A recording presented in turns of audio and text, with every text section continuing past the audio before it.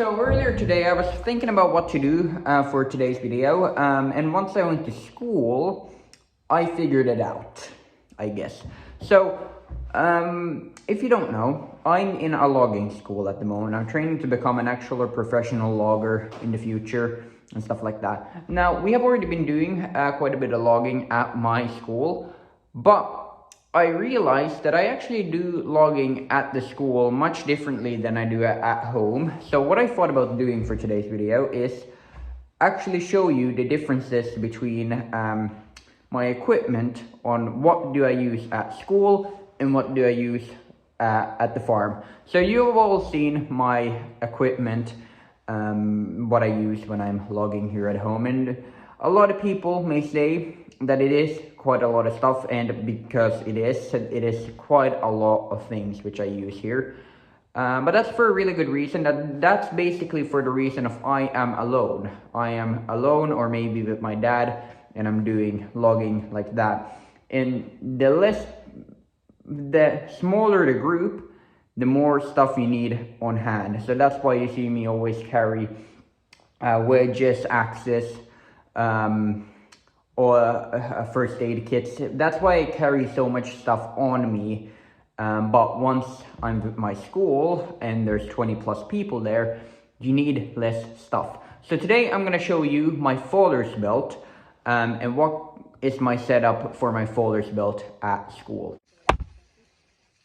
Okay, so I'm going to go through this piece by piece and kind of just assemble it during the video. So first of all, the belt.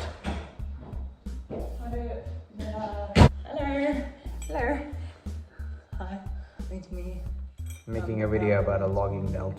Okay, so let's start off with the belt. So the belt is the logging belt that I always use. You've seen this before. It is the green US military pistol belt, which is well, technically it's not the US version, but it is in the style of the US World War II pistol belt. First of all, you can see all of these rivet holes. Now, these are both great and useless because of the rivet holes are great so you can actually attach things, but they're also useless because of they're very small. So realistically, the only thing that you can attach there is your logging tape. Now my logger's tape, which I'm going to be bringing to my logging school, is going to be just my normal still 25 millimeter or 25 meter long logging tape. Now logging tapes are very important.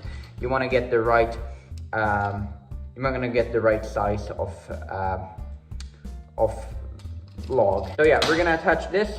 Now first we need to figure out which way is this belt going to go. So that gets done by you putting it on like that. And now you feel around for where you want everything. Now I'm going to actually turn this thing around the other way, this way, because there's, as you can see, that's double and that's single, and I want the single side because I want my logging tape on this side.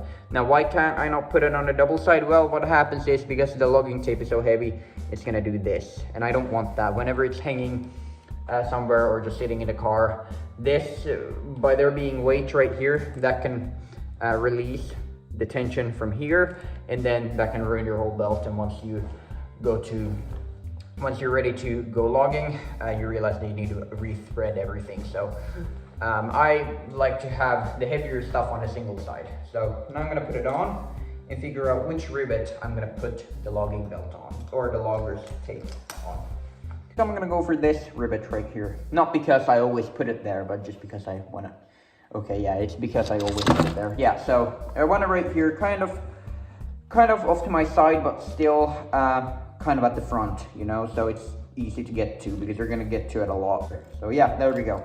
We got the logger's tape right there. Well, now seeing as we have our logger's tape right there, we need two other things. Yeah, I know, only two. I usually carry 15 different things on me, but now today it's only gonna be two. So the next thing, I want to have something to be able to grab the logs easier. That's what all the professionals have. And when you're doing logging with a group, I guess you want to feel a little bit more professional, I guess, or look a little bit more professional. So I'm going to be carrying one of these log scissors. Now, these are nothing special. They're just log scissors. I'll just show you real quick how they work. No, this is not a log, but it's good enough for this test. So basically how these work is you have your log scissors, you put them onto the log, they will go on there. This is kind of a big piece for this thing. So basically it goes on to there right like that. And if there was bark around here, this would bite into the bark and then you can just lift it from here. I can almost do it without the bark, but it's easier when the bark is there. So yeah, you can just use this to lift up on things. So yeah, those are how log scissors work. They're much nicer than to try to get underneath the log and try to pick it up. So yeah, that's why I'm gonna be carrying log scissors. Now why don't I use these? By the way, I'm just gonna mention this real quick. Why don't I use these with my personal logging? Basically for the fact of I already have a lot of stuff on me. If I need these, I can just get them from the truck. So I'm just gonna carry these in this little pouch on my side. So where's this gonna go? Well, let's figure that out. Just a little bit of force, and there we go, it's in. As I already mentioned, I wanna carry this on my side. This one I want exactly on my side because it's gonna be kind of a... Actually, no, I don't want this exactly on my side. I want this kind of where my axe usually sits. So kind of at the back, kind of like at the, right here. That's where I want it to sit. So we're gonna pull it a little bit further back. Yeah, that's pretty good. That's exactly where I want it because I want it out of the way so I can actually just move around freely. But they're not completely at the back of me, so I can actually get to it easy. I can still get to it easy, but it's not in the way right here. Okay, so now we have two things. Now one final thing which I want to add is a scrunch tool. Now why a scrunch tool? Well, if you're sawing something, cutting down a tree, doing limbing, bucking, whatever, if your chain jumps off the tracks of your bar and you don't have a tool at hand, you're basically out of commission because you cannot get that chain on, at least in an easy way, with your hands trying to bend the bar and everything. I know I've seen the videos of people bending the bars, but just bolt it back on and stuff like that. So that's why I'm going to be carrying one of these. Now I'm not just going to be carrying this in my pocket. What I usually do to these is I make kind of like this. Well, first of all, I drill a hole like that, and then I add on a clip of some kind. Sometimes in the early days I used to add in rope, but now actually I add in proper clips like this, and then a lanyard if it doesn't fit through your belt loops or your rivet holes. So yeah, this is the system how I like to carry it because it's very nice when this gets attached to this is where your belt threads through, and then it basically gets attached to your belt, and when you need it you can just clip it off and clip it back on. It's much nicer than a piece of rope or anything like that. Put it right there. It's out of the way. It's small enough so it's not going to be intrusive or anything. It's perfect just right there. So yeah, that's basically the entirety of my logging belt. Now, yes, I could add on my wedge pack and my pounder. I could do that, or an axe in this case. I could do that, but realistically right now, well, for right now, I guess, we're only cutting down smaller trees, and like realistically, how many of those trees are gonna be that kind of snags that you're actually gonna need wedges?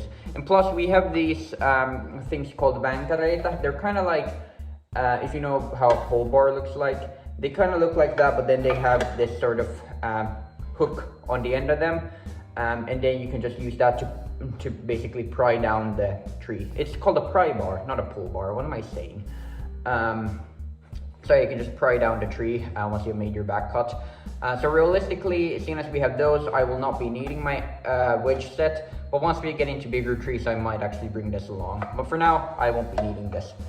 So yeah, that's basically the entirety of my faller's belt. So yeah, it's much nice. It's actually very nice. It's not that heavy. And again, less stuff, which is very nice. That's always very nice. So hopefully you all enjoyed this video. If you did, leave a like, and I will see you all in the next video. Goodbye.